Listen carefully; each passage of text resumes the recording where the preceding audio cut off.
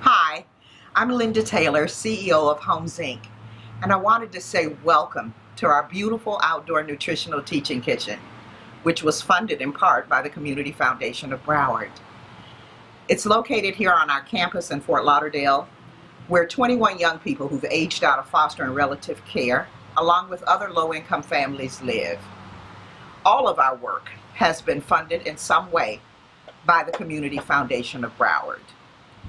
These are really tough times, a pandemic and so much social unrest, but yet Broward County holds on. And it's my belief it's because of the investment that people like you make in the fund at the Community Foundation of Broward. Today it's my absolute pleasure to introduce you to Bethany and Chef Dan from Farm to Fork Meals, a local business that has been impacted like so many other businesses across this country, yet they still find a way to give hundreds of meals weekly to nonprofits like ours to distribute to families in need. I want to say thank you, Community Foundation. Thank you, donors. On behalf of Catherine Barry, our president and founder, the young people who've aged out of foster care who live here on our campus, and the many families that we're able to serve due to your investment. Thank you so much. Okay.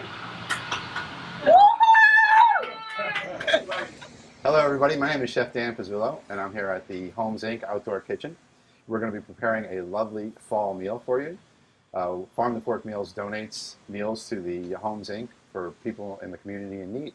So we're going to be doing a nice fall dish today, although fall in Florida isn't much like summer in Florida. To be honest with you, I know it's fall in Florida when I see stone crabs at the market. And when the stone crabs are gone, I know it's spring again. So we don't really have a lot of seasonality here. So we're going to create a bowl. And we do a lot of bowls at Farm to Fork Meals. They're really healthy. They're packed with protein, relatively low in fat, and you can eat them hot. You can eat them cold. You can eat them for dinner. And it's a great way to use up your leftovers in your fridge. So there's some essential elements in a bowl. We want to have a starch. And today we're going to be using quinoa. This is a lovely tricolor quinoa. They also contain protein. We're going to be doing a stuffed chicken with a cranberry compote inside. We're going to show you how to make that. And we're going to have some nice fall vegetables. We've got some roasted butternut squash. We have some really nice caramelized Brussels sprouts. And we have some toasted pumpkin seeds. Okay? So we're going to start with our compote. And when I tackle a recipe, I like to do the things that take the longest first, get them out of the way. So we're going to start with the compote, and we're going to be using some cranberries today, all right? So we're going to take our cranberries, we're going to add them to our saucepan, okay? We're going to add a couple tablespoons of brown sugar. We're going to add a little maple syrup for our sweetener, okay? And we're just going to add a little bit of water, about the same amount of water as you add to the cranberries, the same amount of water as the same amount of the cranberries, okay? Got a lovely little cinnamon stick here. I'm going to take my microplane grater and I'm just going to zest a little bit of orange in there. Give it that Florida feel. Okay? We're going to let this cook. And this is going to take about 35 to 45 minutes. And as you see, it's all loose right now. What will happen is the water will start to boil. The cranberries will actually pop. And what you end up with, after about 35 minutes, you want to stir it occasionally. It'll thicken up like that. Okay, you get a nice cranberry compote.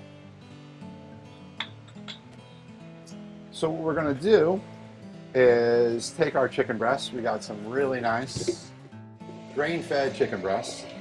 This is what we use at Farm to Fork. We're going to butterfly our chicken breast like that. When you butterfly the breast, you see the notch side? You always want to butterfly that notch side.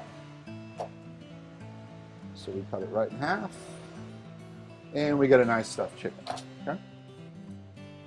A little salt and pepper on that. We're going to take our cranberry compote and we're going to stuff our chicken. That simple. Okay, just a little tip for everybody. When you're doing this dish, what you want to do is remove your chicken from the refrigerator. Let it sit out for about an hour or so it gets up to room temperature. Because we're doing a stuffed chicken, we want the chicken to cook evenly. If you pull the chicken right out of the fridge is about 39 degrees. It's very cold. What might happen is your outside might dry out, but your inside still be raw. So make sure your chicken's room temperature. We're going to fold that over like that. We're going to give it a little bit more salt and pepper. We're going to coat it with a little bit of oil. We're going to take our fresh thyme here. We're going to top it with a little bit of fresh thyme. Okay? And it's that simple. We're going to take our chicken breast. We're going to put it on a pan. I like to use a paper lined pan for this. Sometimes the cranberry will over drip on your pan. It'll caramelize, really tough to clean later. So use a lined pan. In our oven it goes for about 25 minutes at 350. And if you have a meat thermometer, good idea to check your internal temperature. Make sure you're at 165 degrees, okay? All right, so we got our chicken in the oven. We got our cranberry sauce working. Our last step is we're going to make our quinoa. Now I'm going to do the quinoa in the style of pilaf, which means we're going to saute our quinoa in oil, and then we're going to add our braising liquid, okay? So I got a little bit of oil here. I got some shallots, and we're going to saute those up until they get nice and brown. And this is our quinoa. This is a tricolor quinoa. Quinoa comes in white, it comes in red, it comes in black. This is a combination of all three. It makes a nicer presentation, but any quinoa will work fine. Now I'm using quinoa, but you can make your bowl with anything, any kind of grain.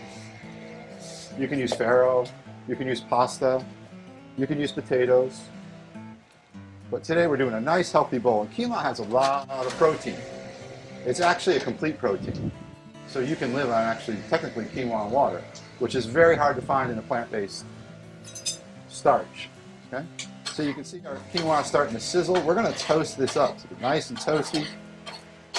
Now you can take this, put it in a pot of boiling water, cook it just like rice. The ratio is 2 parts water, 1 part quinoa. And you can do it that way. But I like to do the pilaf style because we can infuse a little bit more flavor in there. We got some shallots, got some olive oil. We're going to hit it with a little bit of salt. So you could add a little bit of salt. You can add some vegetables to this, whatever you want at this point. Okay, so I got some really nice vegetable stock here. So once this is nice and toasted, you start to hear it pop a little bit. We're going to add our vegetable stock. And we're just going to let this reduce. It's going to take about 15-20 minutes. 20 minutes, and it about doubles in size, okay? So this is our cooked quinoa. All right. So we're going to let that go. We're going to make a vinaigrette now. We're going to do this like a somewhat of a cold dish, like room temperature. So we're going to do a little sherry vinaigrette, okay? So we got our bowl here. We are going to do a little bit of mustard. I have a little bit of Dijon mustard, about 2 tablespoons. When you make a vinaigrette, you always want to add your acid first, okay? And we're making a nice sherry vinaigrette, so we're going to use this nice imported sherry. Now, sherry comes, you can spend $5 on a bottle of sherry, you can spend $100 on a bottle of sherry. They range from that. Just get yourself a nice medium one, $10, $15. It's really great to have around.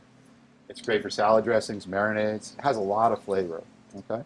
So I'm going to add about 4 tablespoons of my sherry and my mustard. So those are my acid ingredients. I want to add my acid first, and then I want to add my oil to my acid. This helps the dressing emulsify, so we have one homogeneous flavor. We don't have little puddles of oil, little puddles of vinegar. It's all one flavor. So as I mix that up, I'm going to start adding my oil, okay? So what I want to do is add this in a slow, steady stream as I whisk. And your ratio is always 2 parts oil to 1 part vinegar. So if you're using a tablespoon of vinegar, you're going to use 2 tablespoons of oil, okay? So we just want to add that slowly, and as we add that, we're going to whisk. And you'll notice it's going to start to thicken a little bit. It's going to emulsify. And we're going to have one delicious flavor, okay? So that's about it. And you can see, you don't see oil and vinegar, it's all one, okay? So we're going to drill this over our bowl when we're done, okay? So, our quinoa is going. I'm also going to take a little bit of ginger and add it to my cranberry. This gives it a nice tropical flavor. These are great for grating. I love to use it for ginger because you don't get all the fibers, you just get the really nice ginger pulp. They're great for chocolate, cheese. Really good to have in the kitchen, okay? All right, so we're gonna plate up our bowl now. And I got some really nice fall lettuces. I got some beautiful endive here. We're gonna put that in our bowl. Around the edge. I got some beautiful flame endive. Let me do something like that.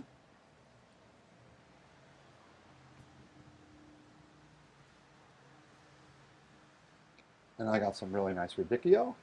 We're going to put that in there. And I like to use this radicchio. It's a great lettuce, a little bitter, but it kind of makes a nice contrast with the sweet from the cranberry. And I use these little radicchios to, like as little cups. So what I'm going to do is I'm going to take my quinoa, put a nice serving of quinoa in the middle.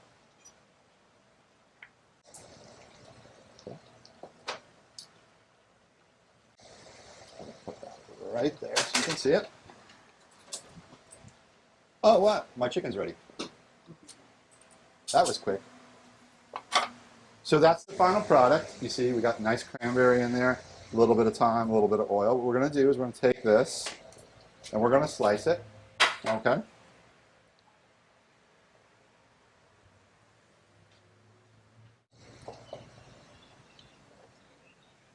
We're going to take our sliced chicken, we're going to put it right over the top like that, okay? We're going to take our little fall vegetables here. Now you can use anything you want. Like I said, it's a great way to use leftovers if you have something in the fridge, a little bit of something from the night before you want to kind of get rid of. You can make these little bowls. And also, you can go any style of food with this. You can do a Mexican bowl, you know, roasted corn, chili zucchini. We do a lot of bowls at Farm to Fork. We like doing them because you can get real creative with them, and they look great. So, but you can go Asian, you can go any kind of, pretty much any style of cuisine you want. So I got a little toasted pumpkin seed. I'm going to put a little bit of these roasted Brussels sprouts. And then I'm going to top this whole thing with a little bit of goat cheese. Nice, soft French goat cheese here. Okay. And we're just going to clean up this plate a little bit.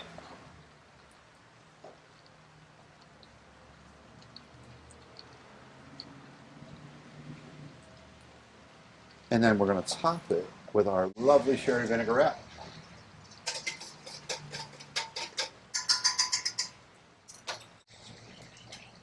So we're just going to do a little bit of this. Make sure we cover our vegetables and our quinoa.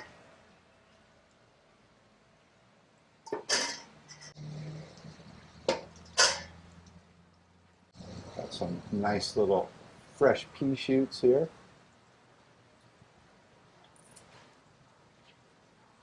And that is the final dish. Like I said, great for a salad for lunch.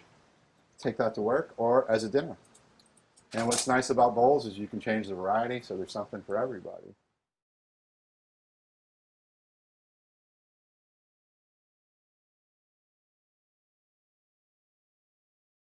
I want to thank you all very much on behalf of Farm to Fork Meals and H.O.M.E.S Inc. I hope you enjoy the presentation and you make this lovely dish at home. Thank you for joining us in our outdoor nutritional teaching kitchen. We hope that all of you at Community Foundation enjoy this delicious meal.